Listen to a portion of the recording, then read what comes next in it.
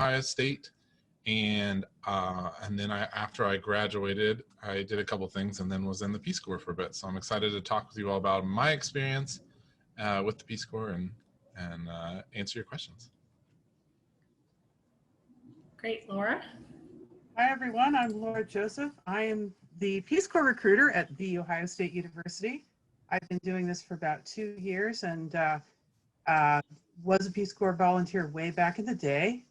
I'm from this area, so I keep leaving Central Ohio and going off and doing exotic things and then coming back to exotic Central Ohio.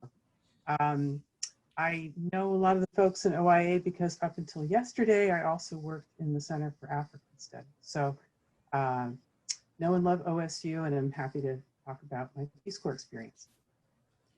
Great. And so just to give everybody a little bit of a roadmap of how we're going to handle today's panel, we're really just going to go over, quite frankly, the who's, the what, the where, the why, and the how of Peace Corps. And so whether this is something that you've thought a lot about or a little about, I think there's going to be enough information here today to sort of look toward the future when travel is maybe a little less complicated, and as we said in the session description, how to work for the world.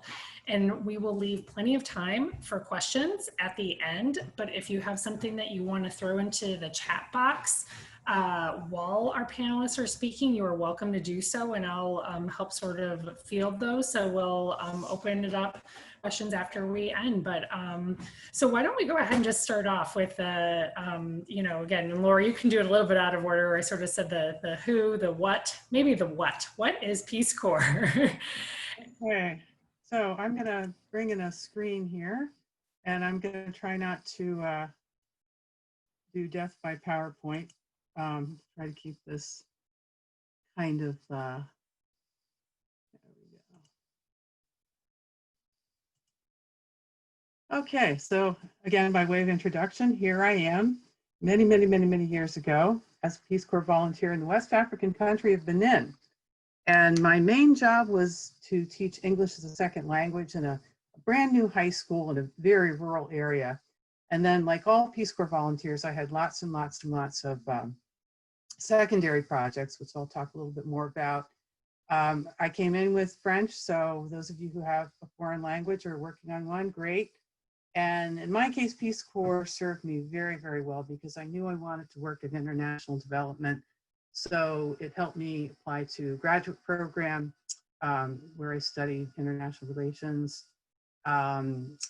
I worked for refugee resettlement agencies here in Columbus, and then worked for about 10 years in Africa with Catholic Relief Services before coming back to Central Ohio again. So again, a little more of a introduction. So the what of Peace Corps. If I were in the room, I'd look around and say, how many of you know something about it? How many of you know somebody who served? But anyway, these are essentially the basics. You live and work overseas for 2 years, typically in a developing nation.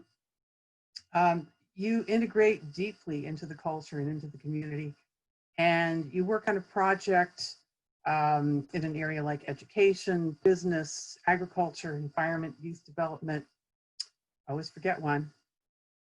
Oh well, we'll get to that. I always feel like I have to give a shout out to JFK because the Peace Corps is going on 61 years effective 2021. And of course, he was the one who made the announcement when he was campaigning at that school up north, actually, this idea of a youth corps that would go out, you know, win hearts and minds and help people understand the beauties of democracy and free markets and so forth. And 60 years later, we're essentially doing the same thing. These are the 6 areas I mentioned that Peace Corps works in. We can talk a little bit more about what you do in each of those. And this is kind of the who. I know that was sort of the next question. So this is sort of a snapshot of who makes up the Peace Corps. And as you can see at the top, really the main requirements are to be 18, and you do have to be a US citizen. Other than that, you usually need to have your bachelor's degree. So of course, this is something people do after they graduate. And you can see, I mean, in a way, I think it sort of parallels a lot of education abroad programs. You see that there are a lot more women than men. So guys, you are considered a minority in this field too. Peace Corps is always working very hard to make its volunteers representative of all walks of life. So a lot of my work is to talk to people who might not see Peace Corps as an option. Maybe they're the first in their family to go to college. Maybe they're a veteran. Maybe they're of a particular ethnicity or religion, whatever it is. So Peace Corps tries to work to make its core very diverse. Here's the where, and this is kind of the interesting part, and this is where we kind of cut to the chase about what's going on with COVID. So this is sort of the pre-COVID map of where people were serving. I think it was about 60 some countries overall. Back in March, they did make the decision to bring everybody home. So that was kind of a wild and crazy time. There are lots of stories about volunteers who had, 2 hours to go and pack, say goodbye to their friends, their family, their adopted pets, and then work their way back to the US. So right now, of course, things are on hold, but Peace Corps does have plans to start sending people back in, starting in early 2021. So that's the good news. But as you can see, it's virtually every region except Antarctica, I guess, and Australia for that matter, but very, very diverse options. And then, I don't know, do we want to save the why for later? Jeannie, what do you think? Or should we just dive right in? I think dive right in. It's perfect, I think. Okay. So these are the 3 goals which have been literally the same since the time of JFK. And I think that, again, speaks to just how strong they are. So the first one is essentially that technical assistance goal. So whether you're teaching or doing health outreach on infectious disease or, doing agribusiness or beekeeping, you're doing some kind of technical assistance in collaboration with a counterpart. You're always working with some kind of a counterpart. The second goal is, of course, helping your community to understand just what it means to be an American. And of course, you're a representative not just for, Americans, but they're getting to know you as an individual. And so a lot of that process is kind of unpacking stereotypes, both on your side and on their side about, just what it means to be an American. And then what they call the third goal is essentially when you come back and you're trying to educate your fellow Americans about what it means to be someone from Kyrgyzstan or Uganda or Fiji. And that's also a really, really important part of it. A lot of what Peace Corps is really, you could call it soft diplomacy. Yes, you're getting a lot of things done. Usually the reason you're getting things done is because of your personal relationships. Since you're there for 2 years, people get to know you, and essentially, if you're reasonably likable, you're going to get things done because of that. This is the application process, which I think we'll maybe save that. The thing to know is that it takes about 6 to 9 months to go through the application process typically. So seniors who are starting to get serious are wanting to apply anytime from early fall semester through the end of the year. And again, things are a bit different with COVID, but that's generally the timeline. So that's, do we want to segue to Tim so he can kind of share his experience and then maybe come back just to break things up a bit? Sure, yeah, that'd be great. Tim, feel free to just share anything about your journey with, how it came to be, something you'd planned about, or was it just through a series of different incidents where you ended up becoming a volunteer, sort of where it led you, whatever you feel like sharing just about your personal experience with Peace Corps would be great. Sure. So I was at Ohio State at a career fair, and I was standing in line to speak with some large company that had a long queue for everyone to speak with.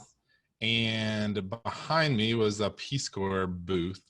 And someone said, "Hey, do you want to talk about the Peace Corps while you're waiting?" And I said, "Sure. I don't know much about it, but let me know."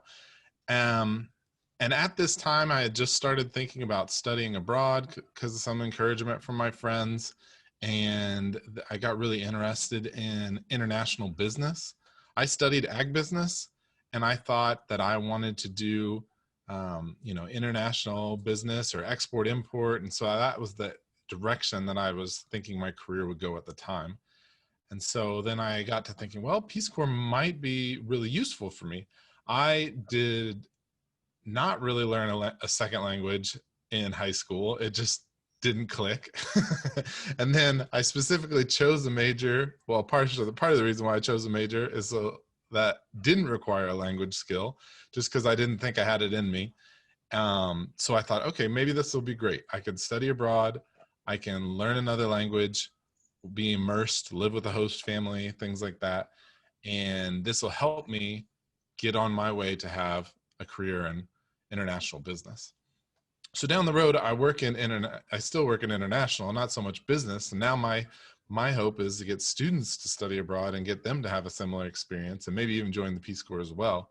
But for me, I thought the skills that I'd learn and the experience I'd gain would be really useful in my future career. And it has been, just my future career didn't quite go the way I thought, but that happens, and I'm glad it happened the way it did.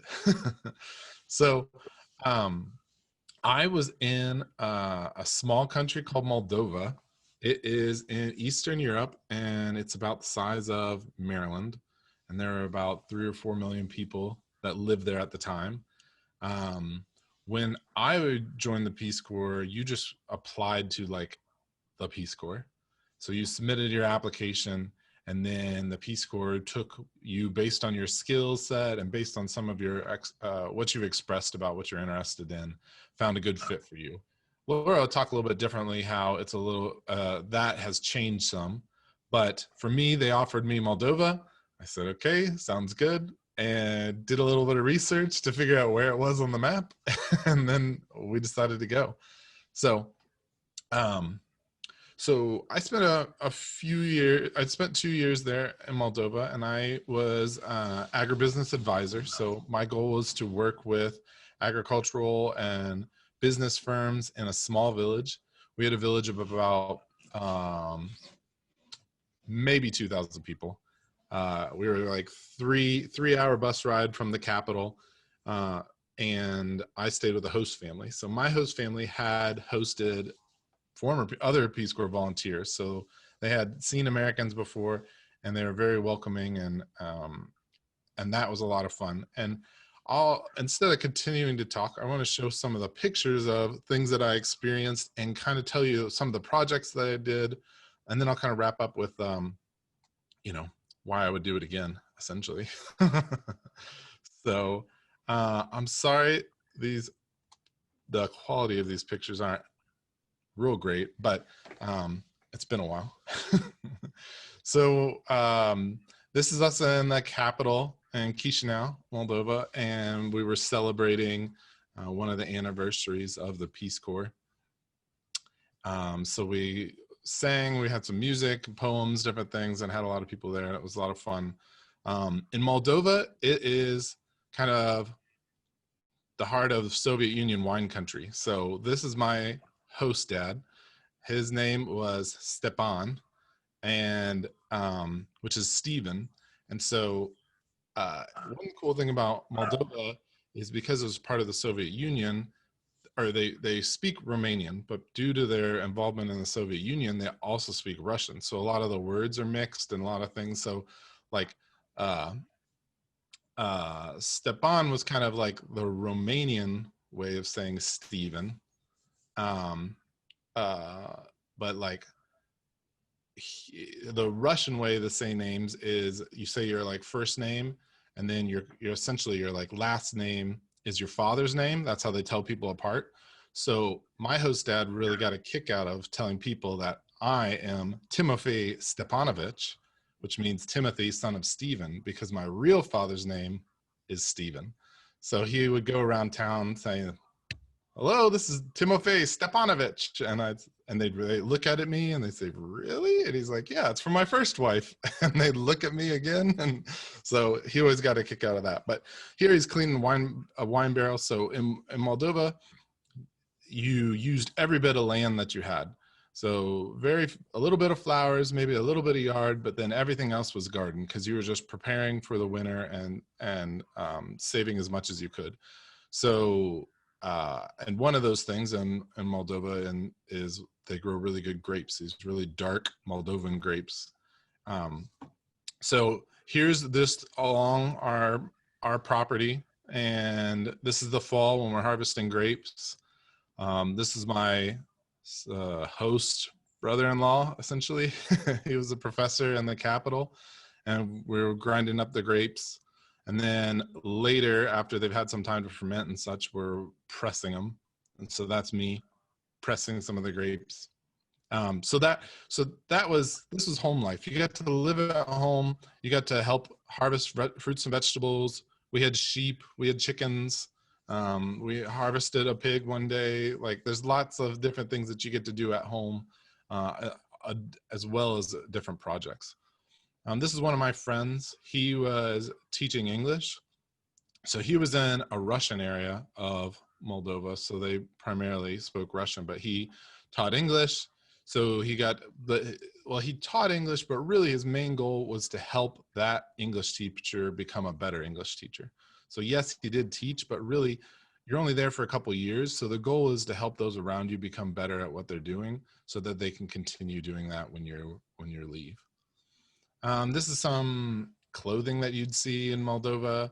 And this was an event at a orphanage, and kind of a grand opening that I got to go to. One of my friends was helping with. A couple English camps. I had some people from Europe come into town and help with an English camp. So that was exciting to take part in. This is the dismantling of a large citywide heating facility. So it's a coal burning stove that would heat steam, and that would heat all the buildings in the center part of town. So the school, the mayor's office, stuff like that. And it just got built, and it was beautiful, and it was ready to go. And then the Soviet Union fell, and Moldova didn't have any coal, so it never actually got to be used. So eventually, years later, they decided that we can dismantle this, and we can make it into cut them into sections, and then use it to heat houses. So they did some fire, like steam heating in houses. So that was a project that I got to help with. And then this was a project that I just helped implement, but it was really the organization that I worked with. They had been to the US before and saw mini golf, and they thought mini golf was just the coolest thing ever. And they wanted the community to have something they were proud of. So we built this park, and with the help of some volunteers from Germany and a couple other places, we built a 9-hole mini golf course that the community could partake in and also be proud of and be unique. So it was the second mini golf course in the country. And this was the business incubator that I worked with. So when they weren't doing trainings for different local businesses and stuff like that, the community got to use or was able to rent some time on the internet. This was just starting to get out of date. Like internet in homes was starting to get more accessible and cheap enough that people were starting to do that. But when I was there, it was still utilized pretty heavily. This is just kind of scenery around my house where I lived in the fall. They did harvesting of corn that they would grind up and use for feed for different animals, and the sheep when they were in for the winter. We harvested pumpkins and ate them throughout the year, and squash and different things. So, and then this is where we stored everything for the winter. So I was not a huge fan of pickled things, but after my 2 years in Moldova, now I like pickled things because it was the only way to get vegetables in the winter is to eat it pickled. But so those are just a few things. And then really the best part is, yes, I really enjoyed living with a family that didn't speak English, and so I had to work really hard on my Romanian and to be able to communicate. And then also, it was really rewarding, some of the programs and some of the activities that we got to do, and also just daily life. You know, I got to see a funeral, I got to see like christenings, different stuff that I wouldn't have had the ability to if I didn't live there in the community. And I wasn't considered a community member in many ways. So this is an Orthodox wedding that I got to observe, which is really cool, just to see how it's different or how it's not different from how we do things here. And then lots of food and lots of celebrations. And so this is like a typical feast that you would have. So, you know, of course, wine, and then as much food as the table could hold. So in the end, I'm really happy that I was in the Peace Corps. Yes, I learned another language. Yes, I learned to, you know, live in a new place and think on my own and be more confident. I also, when I came back to the US, it gave me a lot of confidence because I thought to myself, if I could speak to a bunch of Moldovans in my maybe third grade Romanian and get my point across, then why would walking into a classroom here in the United States or into a business meeting or whatever, where we're speaking my native language and I can understand, like, why am I nervous? So it gave me a lot of confidence, and I was really excited that I got to do the Peace Corps. And another kind of personal benefit is you were given time off that you could take.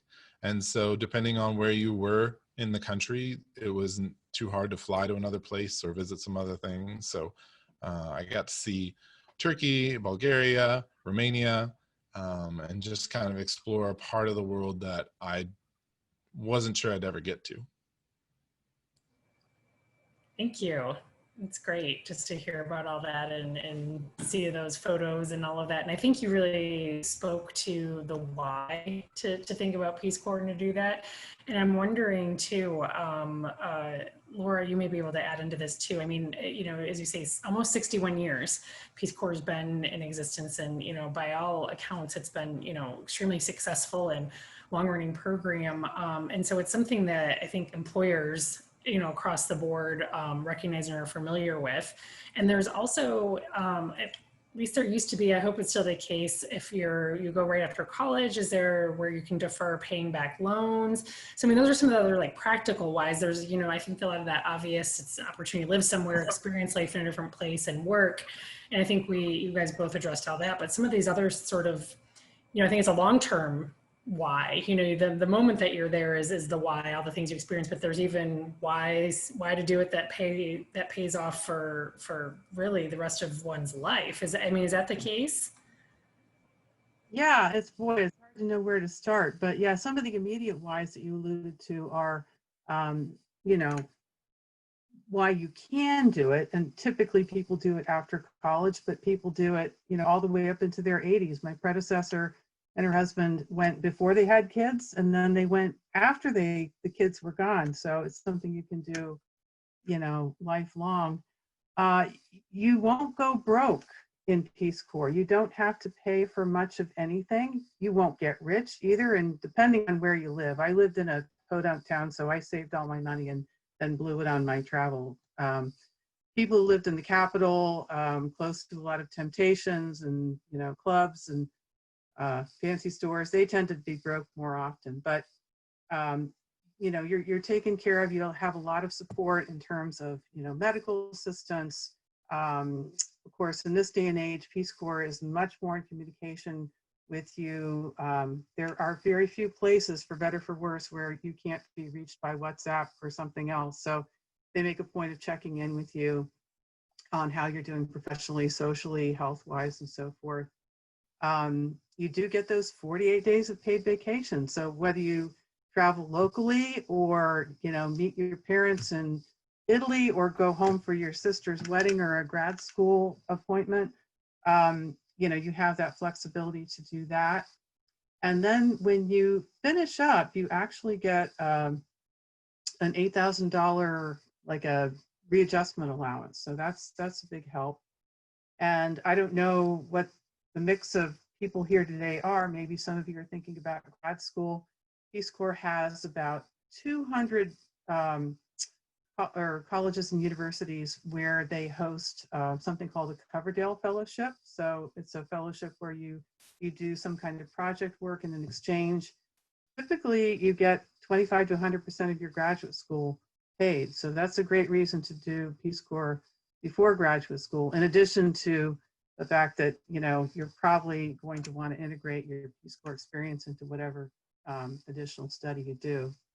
So those are some of the kind of nuts and bolts of things. But, you know, for most of us, I think those things mattered. But what we really wanted was this opportunity to give back and to do what I would call sort of a deep dive. I mean, people come to me and they say, oh, you know, I want to travel, so I want to do Peace Corps. It's like, yeah, you're traveling, but you're going deep. You're not going wide. You're in that town or that city or that village for 2 years, doing a job, getting up every day. And, you know, if you're an agricultural extension person, you know, it's Tuesday, you're out with a group of farmers, you know, talking about improved varieties. And if you're a health volunteer, you know, it's Wednesday afternoon and you're at the clinic talking about, you know, infectious disease. So, you know, it's the kind of thing that really changes you over time and changes the people you work with. So that third goal that I talked about becomes really more and more important. I mean, not only for you, but for, I think, people around the world. I think almost anywhere you go that has had Peace Corps volunteers, you'll travel though, you'll meet someone and they'll say, oh, we had this Peace Corps volunteer when I was growing up. You know, he taught me math. Do you know John in Chicago? And it's like, well, no, not exactly. But let me tell one anecdote that kind of really spoke to me about this whole thing. We had a diplomatic mission from Ethiopia visit Ohio last year, and they were diplomats mostly from DC and other places, and they came and, you know, they met with the Chamber of Commerce and they met with government, and then they went up to Cleveland because they wanted to meet with the Peace Corps volunteers there, the returned Peace Corps volunteers who inaugurated this beautiful garden that's up there. And, you know, to me, that just spoke volumes, that they considered Peace Corps volunteers one of their key constituencies and people who understood them and would advocate for them and so forth. So, you know, what else is there to say in this day and age when everything is polarized and there's a lot of nationalism and retreat from the global stage? It's all the more important that people know Americans as individuals. I mean, it works both ways. So yeah, that's kind of a long-winded way of talking about the why. That's perfect.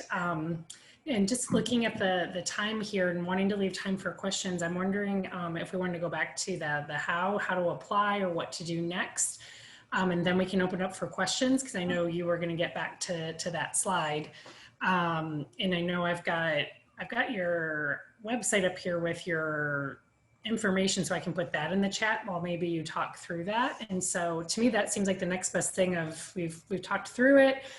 Here's how to do it, and then we can open it up. So okay. Yeah, so here's kind of the way it generally works. And again, I wouldn't focus too much on you know, the fine points, but essentially the when you apply to Peace Corps now in this era, you are applying to work in a particular type of program like education or environment or economic development, and then in a region. So it's a little more specific than what Tim and I went through, and less specific than what other people you know, might have experienced where you actually applied to countries. So you would be applying, for example, to be an environmental outreach worker in Latin America. And with that in mind, you would prepare your application, which is really essentially your resume and a motivational statement and lining up a few references. And those are things, Peace Corps has its own sort of template. And, you know, when you get to that point, I can share that with you and actually help you kind of review and coach you on those kinds of things. So once you get those ready, you fill things out, you push submit, and then the next steps are essentially doing, sort of a health history. If Peace Corps likes what it sees in your resume and so forth, then you do a virtual interview. And typically, again, in the past, within about 2 to 3 months, you would either get the coveted invitation to serve, or you might get something saying, sorry, we didn't think you were the best fit for this, but you can try again. You can broaden your parameters, do your application maybe a different way, and actually reapply without going through the whole thing again. After you're invited to serve, it's really sort of, months of submitting more medical information, legal background, and lots of orientation and onboarding until that point where maybe sometime in June or July, August, you get on that plane with, 27 other people in your cohort of teachers and fly off to Tajikistan. So that's kind of the process. Okay, this is me in my site. My pictures are even worse than Tim's because I'm coming from the pre-digital age, if you can imagine that. So this is my village. We were kind of the district hub, so we had all the sort of district bureaucrats and professionals there, and my house was right next to it, so I got those with them. This is kind of a COVID-related story in a way. We had a shutdown of all our schools in my second year there because of some political instability in the capital. And it was a lot like COVID because, there we were high and dry, and at first it was fun, and then it wasn't fun. It was boring, and, you had a lot of anxiety. You didn't know what was going to happen. You couldn't travel. So my coping mechanism was to paint everything in sight. And I painted my latrine cover and my motorcycle helmet and half my furniture. And then I made a Twister game thinking I could use it to teach colors and body parts and things like that. But I actually ended up playing more with my other teachers than with the kids. But anyway, the same sort of sets of challenges and skills that you're experiencing with COVID will serve you very well in Peace Corps. These are my fellow teachers, my director. And this is one of the secondary projects we did. I partnered a lot with other volunteers who lived about maybe 10 miles away from where I was. And one of them was a fuel efficient stove volunteer. So she came up and, we all worked together to do that. We actually had construction volunteers. So we, had the kids making bricks and building classrooms. We did self-composting latrines. We did gardens. We just did so many things. And I think the kids were actually kind of annoyed because they wanted to be in class. Yeah, so that's just a snapshot of some of the things I did. These are the coordinates that Jeannie was mentioning. Easy to get in touch with me. I love to talk to people one-on-one about this stuff, wherever you are. If you're just starting to explore and want to know more about what it's like, or if you're at a point where you think you really want to apply, come and talk to me. And I'll mention too that it's pretty rare to have our embedded Peace Corps recruiter at a university. I mean, Ohio State, I think we're always lucky that we're Buckeyes with all the resources that we have. And this is one that is pretty rare. And so to have somebody here on campus, which right now that course is a little bit more virtual. So if you guys, are thinking about this, that's, really quite a wonderful resource to have. As you can hear, Laura knows just about everything there is to know about Peace Corps, and wonderfully patient and helpful, and can sort of walk you through whether you know a little bit. I think sometimes people are intimidated. They think, oh, is this, what is this all about? Or I have a lot of questions. And I know from knowing Laura, I bet that, you should feel very comfortable approaching her and take advantage of the fact that we have somebody at Ohio State who's a Peace Corps recruiter. So it's quite rare. And so, yeah, I see we've got one question. So we're gonna, I think if it's probably a good time to go ahead and open it up. We've got a pretty full house here of folks who've joined us on this webinar. And so it looks like so go ahead and start putting things in the chat. If you have questions, we have plenty of time. The first question is, how selective is the application process? That sort of speaks to, I think sometimes there is that worry, or, you know, is it going to be too hard? Is it, you know, what are my chances? And I'm sure that's not the easiest question, but is there a sense of, you know, what we can say about that? We actually, you know, these stats might be a year or so old, but typically it's only about 1 in 7 applications that go all the way through. However, if you are an Ohio State student, your chances are 1 in 3. And Ohio State has a really strong record of its students going on to serve. They have these sort of national rankings. And right now, we are, I think, 6th in the nation amongst schools our size, because let's face it, we're big, for the number of alumni who are currently serving in the field. I think it's like 200 and something, maybe close to 300 who are serving. So OSU has a really strong tradition of sending Peace Corps volunteers. That's awesome. That's great. So great. Thanks for these questions, guys. The next one is, what is the minimum time commitment requirement? 2 years. Okay. That's it. And do you have the option to renew, or is it just minimum and maximum is 2 years? Or is it's just 2 years no matter what, right? You can extend. Some people, you know, That's right.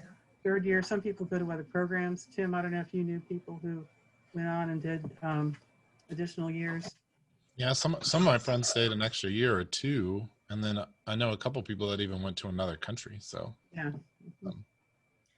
Great. The next question is whether a group of volunteers is sent together as a group, or is it totally individual? Well, you go as a cohort. So like the example I was giving of, let's say you apply to do, let's see, what youth development. You apply to be a youth development person in Peru, and maybe there's 12 of you who are going to do that.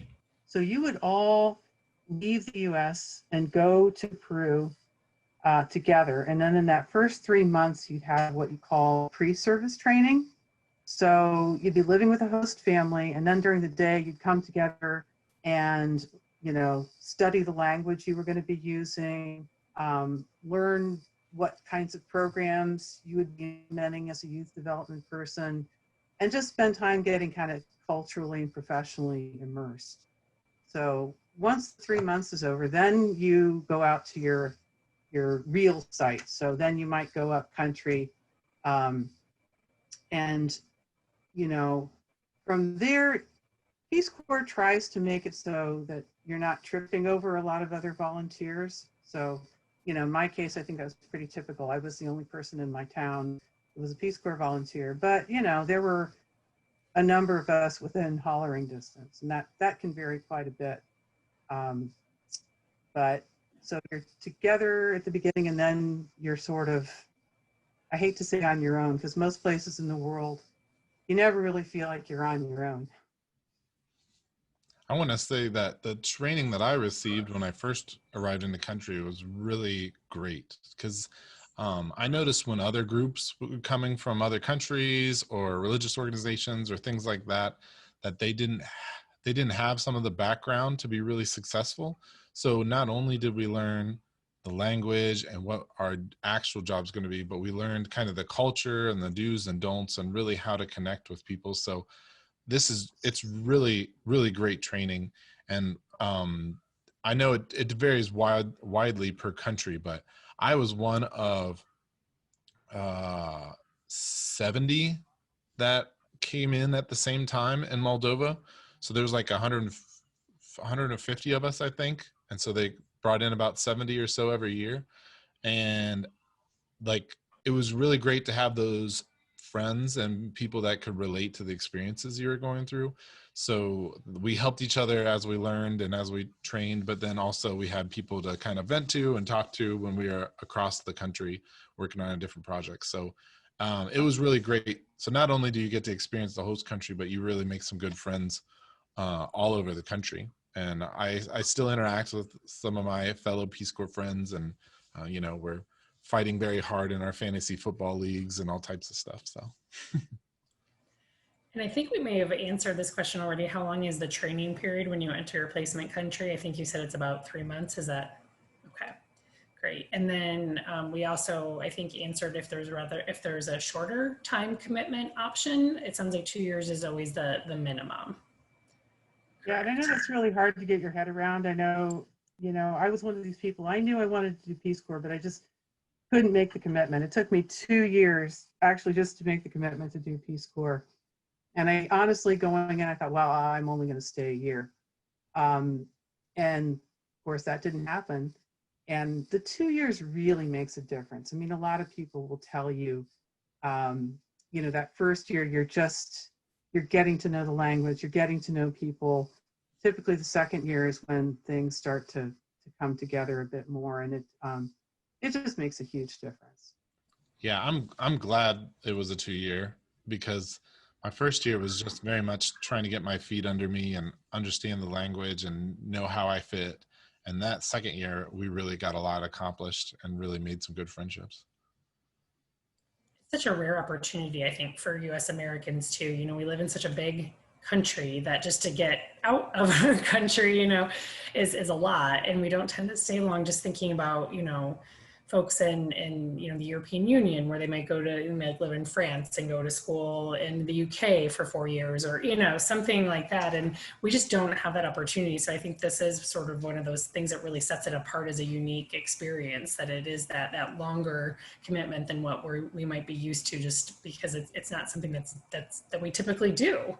As US citizens, but that's something is less or more familiar, I think, to people in other parts of the world, where you move more easily between borders, just from physical kind of limitations that we have being in such a large country. Great. So some more questions. What kind of skills and experiences make for an ideal volunteer applicant? What can somebody start doing as a junior right now to start to build these skills? Well, I would first say that there isn't really any major that isn't appropriate, that doesn't have some skill sets that are applicable for Peace Corps. So what I always tell people, you know, wherever you are in your college career, just follow your passion academically.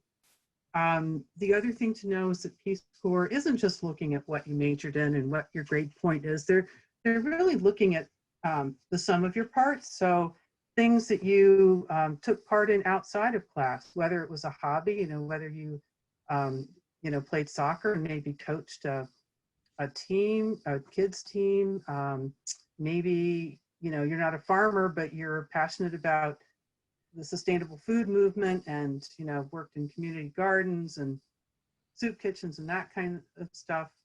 You know, anything that sort of shows a record of community service, and the longer the better.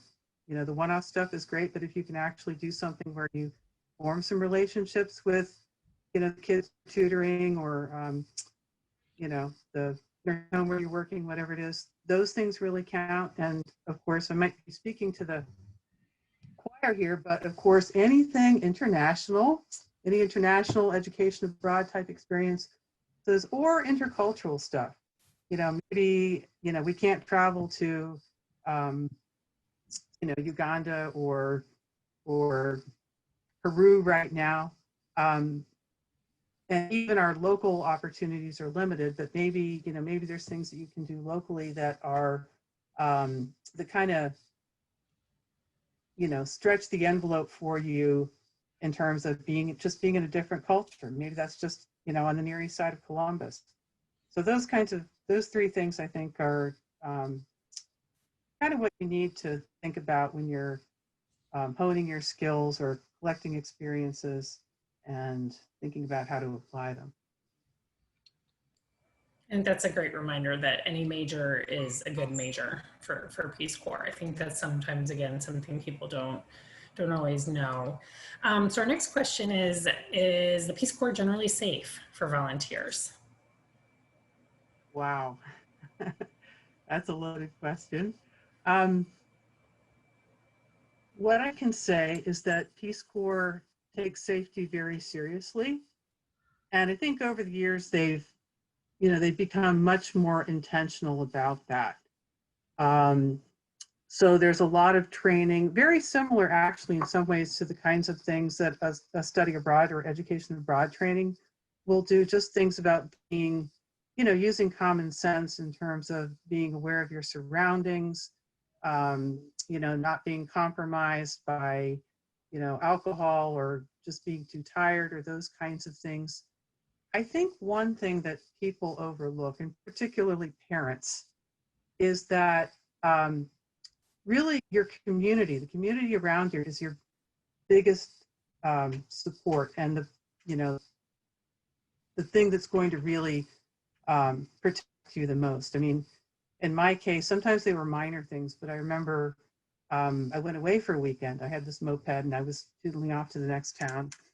And I came back and there were all these kids just parked on my doorstep and my door had not closed correctly. It had blown open. And so they had basically posted people in front of the house so that nobody would go in and steal things. I mean, that kind of stuff. People will watch out for you. You have to watch out for yourself. They'll watch out for you. The other thing that Peace Corps has gotten more intentional about is actually sort of tracking incidences of crime. So you can go on the Peace Corps website and look up a particular country. You can see sort of all the incidences of different types of crime, everything from petty theft to, assaults, that kind of thing. I will just go ahead and generalize and say that the vast majority of crimes in places where volunteers serve are of the sort of petty theft type variety. Peace Corps is very careful about where they send people. And so, of course, they're not going, take, for example, Ukraine. You can go to Ukraine, but they're not going to send you to the border where there's essentially, conflict and hostilities with Russia. You're going to be serving somewhere else. Same with a place like Mexico. They're going to be very careful about the kinds of places you go. I visited Cameroon last summer, and they had, restricted the areas where volunteers could serve. And I think the other thing that's sort of testament to, how seriously Peace Corps takes things is, the COVID evacuation this last March. I mean, that was just an amazing logistical feat and not an easy thing to pull off, but we have those systems in place for that kind of worst case scenario. Yeah, if there's ever a scenario that tested safety and response for anyone anywhere international, going through a pandemic and evacuating people on a moment's notice is certainly it. Tim, did you want to add anything just from your experiences of feelings of personal safety or anything to add to that particular question?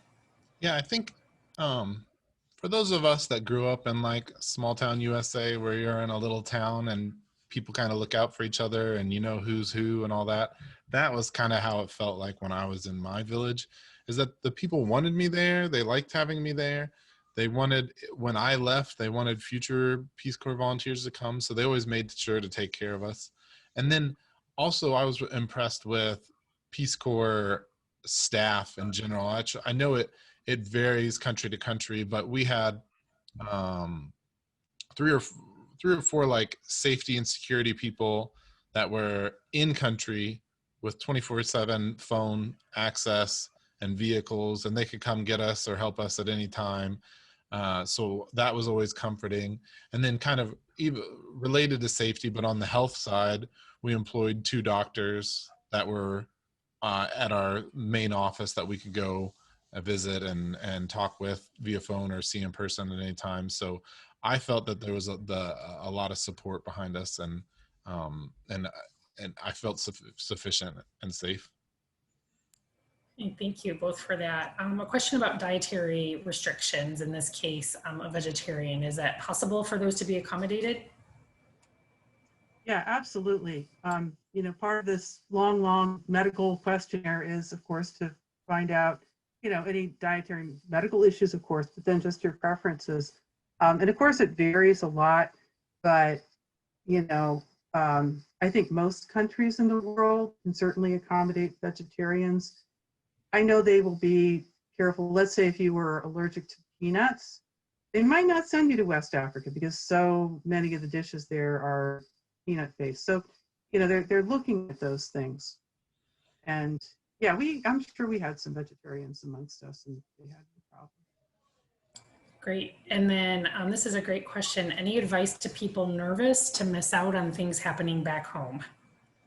So I think that that's, again, you said the time commitment, and I think everyone thinks that that's a little bit longer. And so if that's sort of a thought, what advice would you give?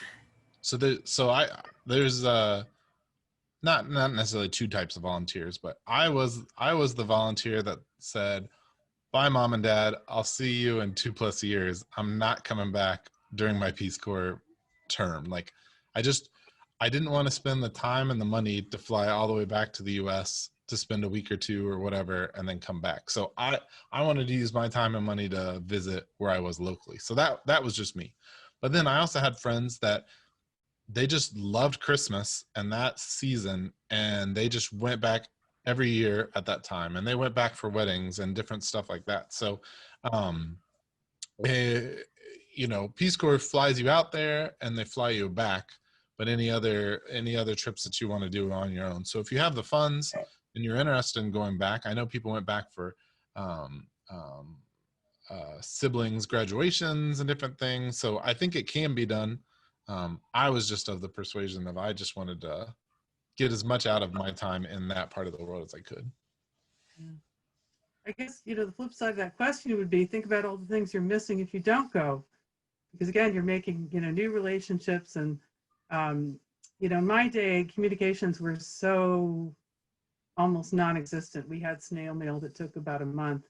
That it wasn't at all the same dynamic you have now. And I know a lot of volunteers now who, you know, they're on WhatsApp or Viber or some of these other things talking with their host families. They have this new family. And so, you know, they get that same thing. Oh, I'm missing out on my goddaughter's 3rd birthday, that kind of stuff. So it's that kind of dynamic. The other thing I would say, even though, you know, communications are so improved, I'm not sure that makes it any easier. You know, because the temptation is there to never really kind of be in the moment, to be in Moldova, or to be in Botswana, or to be in Vanuatu. And, you know, you have those days, for example, you had a really bad day, you know, your latrine overflowed and your malaria kicks in and the kids were nasty to you at school, and, you know, who are you going to call? I mean, if you can call your mom or your best friend back in Columbus, you know, you can do that, but you sort of miss an opportunity if you don't sort of go outside and, you know, complain to your neighbor about the terrible day you had. So it's kind of a mixed thing, having better communications. You're not missing out, but you're not you might be missing out on other things. I remember, I think it was my first New Year's in the Peace Corps, and some of my Peace Corps friends said, hey, we're going to go to Bucharest and we're going to go to Romania and have an awesome like New Year's Eve party and stuff. And I said, okay, sure, that sounds good. I had the vacation time saved up. So I told my host family that, hey, I'm not going to be around for New Year's. You know, I'll be here for Christmas, and then after a couple of days, I'm heading out. And they were really like visibly sad that I wasn't going to be around, because they were like, but we have like, you know, the Orthodox Christmas is on a little bit different calendar, and then we have this event and that event, and they were really sad that I was going to miss out on some of those cool traditions in that country. So the next year I made sure on New Year's to stay in town, so I got to see all those things. But that's kind of like going off of what Laura said, like, you know, there's things that you may miss at home, but there's things you'll miss where you are too. Great. Looks like our final question for now is, what is your opinion regarding applying for this right out of college versus waiting until a little bit later to apply? I think it's kind of tough. The nice thing about applying right out of college is that you know you have the time and the availability. The danger is if you wait, you potentially get in you know, maybe you have a long-term relationship, or maybe you get a job that you really love or whatever. So the danger of waiting is sometimes life gets in the way. But also on the flip side, it is good to have as many experiences as possible to draw from. So I graduated, and then I worked for my fraternity for a year and traveled all over the US and visited chapters and things. And then I did the Peace Corps. So some of that life experience really helped me become a more successful volunteer. So unfortunately, in my mind, there's no right answer. It's just kind of what fits and what works for you. Yeah, I would agree with everything that Tim said. I mean, again, I knew I wanted to go, but I just wasn't quite ready. And so after 2 years of dragging my feet, I was ready. But yeah, it can be anytime. I talk to people who are, you know, sort of what I'd call mid-career professionals. You know, they've been working for 5-10 years, and they just, they want to shake it up. They want to do something different. I talk to a lot of people who are sort of, you know, coasting towards retirement or in full-blown retirement. But yeah, the vast majority are people who are just out of college, and as Tim said, you're free. You don't have, you know, kids and mortgages and all those things that can kind of make it more complicated later on. Okay, those were all the questions, but we have just about 5 minutes. So if anyone else who hasn't had a chance to ask a question, we definitely have a couple minutes. So maybe while, just to give some space for that, is there anything, Tim or Laura, that people didn't ask, or anything else I guess you wanted to add while we wait and see if there are any more questions?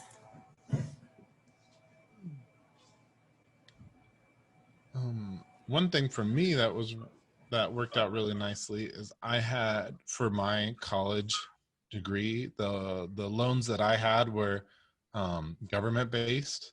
And so when I joined the Peace Corps, those were frozen while I served. So I didn't have to make payments and such until after I was done. So that worked out really well for me. And then I know some other loans and things, sometimes they do let you pause, but maybe they charge you interest or something like that. But others are willing to work with you if you're doing an opportunity like this. But for me, it really worked out financially that some of my things could be paused while I did this experience and then came back. I guess another thing that I would add, again, looking forward to the post-COVID era, is that as far as, you know, return Peace Corps volunteers in this area, Tim and I are like the tip of the iceberg. There are dozens of us just at OSU, you know, some of your professors, graduate students, other people. And then in Central Ohio, we actually have a Central Ohio Return Peace Corps Volunteer Network, which under normal times, we get together every month, you know, have a potluck, go to an ethnic restaurant, tell our war stories. And that's a great way to really understand what Peace Corps is all about. I know for me, when I talked to my recruiter, and I went through like 3 recruiters, and I don't remember anything any of them said, but every single Peace Corps story that I was told, however ridiculous it turned out to be, I remember. So if, you know, you kind of want to know what it's like to do beekeeping in Paraguay, we have a professor in an SENR who can tell you about that stuff. You know, there's a lot of us here that just love to share our experience. So don't hesitate to reach out. Great. And again, I put a link right there in the chat. So definitely feel free, to follow up with Laura. And I guess just looks like there aren't any other questions. I'll just say that, during this time, feel free to check out the Office of International Affairs calendar. We have lots of events happening, all virtually right now, of course, but again, determined to keep bringing the world to our campus during this time when travel is a little tricky. So if you're internationally minded and still want anything from, global engagement, English conversation, to we've got a couple things coming up with, international sport, cooking, you name it, you know. That's again, good thing about being at Ohio State. We've got lots of expertise around the world and on our campus. And so feel free to check anything out. I know a lot of folks are probably in STEP and you've got your PDCs. We'll be able to mark your attendance for that. Don't forget to do your reflection. If you're not in STEP, great as well. We're glad you're able to join us. This was open to everybody. And so feel free to follow up with any other questions. And so if there's not anything else, we can wrap up a couple minutes early. So my thanks to Tim and Laura for joining us for this Buckeye Bridge, and our thanks to all of these attendees who were able to make some time this afternoon. So thank you. Bye-bye. Thanks for your time. Thanks, everybody.